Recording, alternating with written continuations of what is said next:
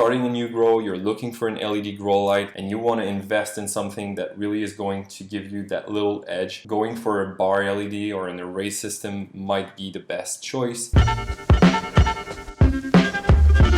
Hello guys, Sam here from GrowBuds, and today I'll be reviewing and comparing two different LED grow lights. So on one hand we have the Spider Farmer SF7000, which is a panel style LED, whatever you want to call it, and here we have the Photontek X600W Pro, which is an array design or a bar LED design. So both lights have really good pros and cons. So yeah, I'll just go ahead and give you guys a bit of context before we start this video. The idea here is to test both of these lights in a 4x4 grow tent to give you guys an idea of how they perform in a real environment when tested in circumstances that are closer to what you get at home, basically. So I'm not gonna go over all of our protocol. We have a video on the subject, so I'll include the link here so you guys can check it out. But yeah, basically a few key points you have to understand before we go and dive into the results is that we measure PAR in a 4x4 grow tent. What we do is that we take 64 different readings using our MOQ 500 quantum meter. So that gives us really the exact amount of light that is usable at a certain distance. And talking about the distance, the way we do that is that we lower the light until we get a maximum reading of 1000 ppfd. And the reason we do that is because above 1000 ppfd, you might want to supplement some CO2 to really get the benefits of using that much light. Otherwise, you might just damage the plant. So we're really looking at, readings between 500 and 1000 ppfd. This is really going to be the optimal range. So yeah, without further ado, I'll go ahead and show you guys the two different PAR maps that we have for these lights. So here you can see the two PAR maps, and you can already notice that the PAR map for the Photontek is looking a bit better than the PAR map of the Spider Farmer. This is something we would expect from an array design. The fact that it's almost 4x4 already, it just gives you a very even coverage all around the area, whereas with the Spider Farmer, we're more having a big concentration of light in the center and it dissipates around the edges. Spider Farmer have tried to place the boards in a strategic way to cope with this, to sort of compensate with this, but still array designs are known to be way better for this even coverage, basically. I also want to mention that if you look at the PAR map, you're going to see that the readings that are below are a bit lower than the readings we have above. And that's because of our protocol. When we do our testing, there's one side of the tent that is open in order for us to take the readings. So we don't have as much reflective material on one end, and that just shows how important it is to have your tent closed and great reflective material. It really affects the readings that we have. Aside from that, we test every grow light in the same way with that door open on one side. So we have the same benchmark for pretty much every light we test. Now, if we look at the price of both fixtures, here on the Photontek, we are at around $949. You can sometimes get it discounted, but this is the average MSRP. And if we look at the Spider Farmer, we're looking at $799. So the Spider Farmer is almost $150 cheaper than this one. Now the wattage of each light, this is really interesting to look at. On the Photontek, they advertise this light to be 600 watts. However, when we tested it with our meter, we're able to see that it actually draws 617 watts, which is actually better than what they advertise. So good news here. For Spider Farmer, however, they advertise their light to be 650 watts, but when we plug it, we're only getting around 607 watts. So this already gives us a hint that most of the time, and that's something you guys should know about, manufacturers such as Spider Farmer, this is something we see a lot, they're gonna put specs out there on their website and they're gonna advertise them to be better than what they actually are. And this is one of the reasons we do these sort of tests, is to really get a true idea of how well they perform and if they are living up to the expectations, Now, when we do the SPAR test, what we're able to determine is a very interesting measurement, which is called the usable ppf. And if you look at the protocol video, you will understand a bit better what the usable ppf is. But basically, it's the amount of light that you can use in real time. So it's really the reading that you and I, growers, are looking for, and not necessarily the advertised specs that you're going to see from a calculated ppf when we look at Spider Farmer, or a total ppf for Photontek. Although it's better to have a total ppf than a calculated ppf, at the end of the day, what you really want to have is the usable ppf. So this is what we calculate with our test here. We take 64 measurements and then we multiply the average of all these measurements by the area that we're testing in. So in this case, we're a 4x4 area is around 1.49 square meters. So we multiply the average by the square meter and we get the usable ppf. In the case of our Photontek, we're looking at 1,217 micromoles per joule as our usable ppf. So it's really an elite usable ppf. In the Spider Farmer, we have 1,053 micromoles per joule as our usable ppf. So there's a little bit less usable ppf in our Spider Farmer than our Photontek, and that's because the concentration of light again is a bit higher in the center. Now it's worth mentioning that both lights, in order to get our 1000 ppfd reading to be the maximum, need to be hung at different distances. So for the Photontek, we had to hang the light at around 19 inches to get a maximum reading of 1000 ppfd. Whereas for the Spider Farmer, we have to hang it at 27 inches to get our 1000 ppfd reading. That is just because of the design. So the Spider Farmer will concentrate a lot more light in the center, so we have to hang it higher to get that maximum reading at the center, and it dissipates a lot on the edges. Whereas for the Photontek, we have 1000 reading, 1000 ppf reading at the center, but it stays quite the same or almost the same all around the area. With the usable ppf that we get, we're also able to determine the efficiency of our fixture.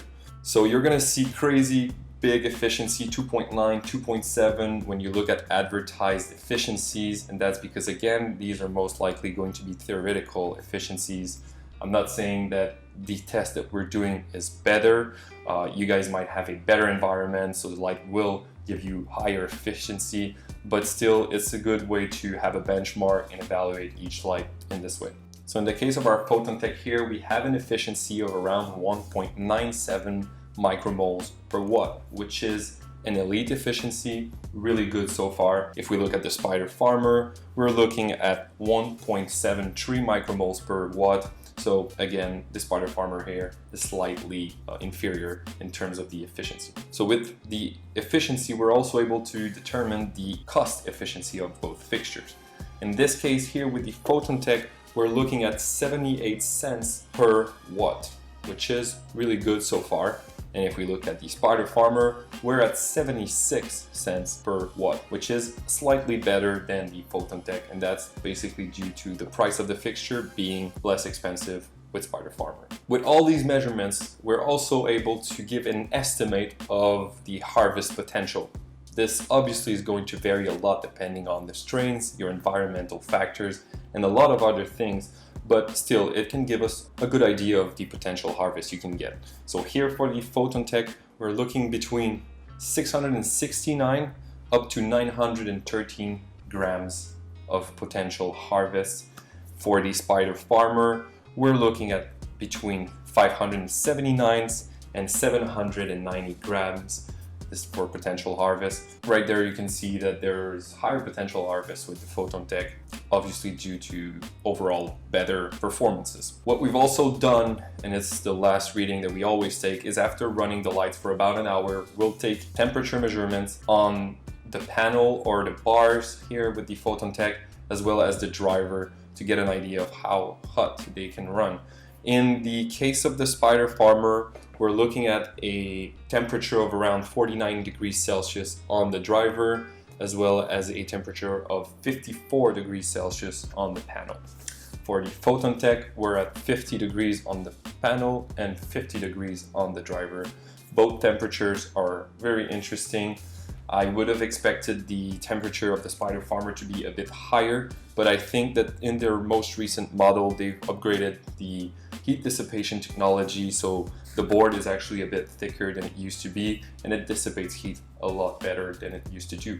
When it comes to the Photontek, this is industry-leading heat dissipation technology. We have a really nice driver with bars and fins that run deep, so it's no surprise that the temperature is very moderate using these fixtures. Now overall, which light would be better? Well, I would certainly say that my personal choice would be the Photontek, just because, as you guys could see in the results, we're looking at overall better results by not far, but still significantly better results with the Photontek. So for an additional $150, you really get something that is, I think, a bit more interesting, and the overall specs of the lights are just a bit better with the Photontek than they are with the Spider Farmer. However, there are some major key elements that you might want to consider before making your choice, because both lights have their pros and their cons. If we take a look at the Spider Farmer here, one very interesting feature that we have not talked about, but I have gone through this in a previous video where I reviewed more in depth the Spider Farmer SF7000. You can check the video, we'll put a link here, but their spectrum is a bit better. Well, better in a way that it's a bit more complete, because we have a white light full spectrum, same as we have here. We also have deep red diodes to give us that red and far red that we're looking for flowering. It's the same in the case of our Photontek. However, here in each board at the center, you have a small UV chip. Now, for those of you out there who want to use UV, I would strongly recommend to look into it more in depth. There is a lack of very serious experiments, but still there are some proofs that UV can improve some of the features that we're looking for in a cannabis plant, namely the terpenes, but it can also affect the color, because when supplemented with UV, cannabis plants tend to create a little bit more of that blue or purplish colors as a sort of sunscreen. And so the look of the bud, if you're looking for those colors, UV might help you. The most proven spectrum is going to be the white light full spectrum. It's been really performing well for years now. And if we look at the Photontek, they have a great spectrum overall and just better results. So for you guys looking to supplement a little bit of the UV, the Spider Farmer could be a good choice, but overall I would say that the Photontek again is a bit more interesting, because you almost have the same features, just not the UV. The other point obviously is the price. We're talking $150 cheaper, so it might be a deal breaker for some of you guys. Still a very great quality light for that price. The last but maybe not least feature that I would say Spider Farmer really has that the Photontek does not is that it's a bit more convenient. The fact that it comes packed in already assembled, folded, it's a very small package. You get it out the box, unfold it, plug it, it's ready to go. So it's really more plug and play. You don't have to assemble much. So for people looking to have a simpler solution, Spider Farmer might be a good option, whereas the Photontek is a bit more complex to assemble. Also, if you want to store both of these lights, it's going to take longer to disassemble the Photontek, and it takes slightly larger space in your closet, for example, than the Spider Farmer. But yeah, I would say that overall, if we look at the Photontek, however, we have some really interesting pros here. First of all, the outstanding PAR map that we've looked at, the efficiency, all of that. But it's also a very great quality light. And if you look, I've also made a video where I go more in depth and review this light and assemble it. And it really feels higher quality than this one. The materials, the way it's built, everything is really clever, easy to use, and it just feels better quality with the Photontek than it does with the Spider Farmer. Last but not least would be the fact that if you look at the specs of Photontek, the fact that they are actually advertising lower specs than what you really get is a good indicator that they are really serious manufacturers. The warranties and the quality of the build, it's always great to see manufacturers doing that. You know, they put the bar where they know that they can beat your expectations. So just for that, I would say that Photontek really has won my heart in a sense with their Photontek X600W Pro. These are two great lights, both for hobby growers as well as for commercial growers. They both have their pros and cons again, but yeah, I think that if you are starting a new grow, you're looking for an LED grow light and you want to invest in something that really is going to give you that little edge, going for a bar LED or an array system might be the best choice. However, Spider Farmer have been around for a while now. People love them. People are getting great results with them. I think overall these are really two interesting quality grow light, especially for their prices. Pretty much the options that I would look at if I were looking for a grow light right now. I hope you guys enjoyed this video. In the near future, we'll be testing and reviewing more products. So if you have any suggestions or any questions, please include them in the comment. As usual, don't forget to subscribe, like this video, and we'll see you next time. Peace.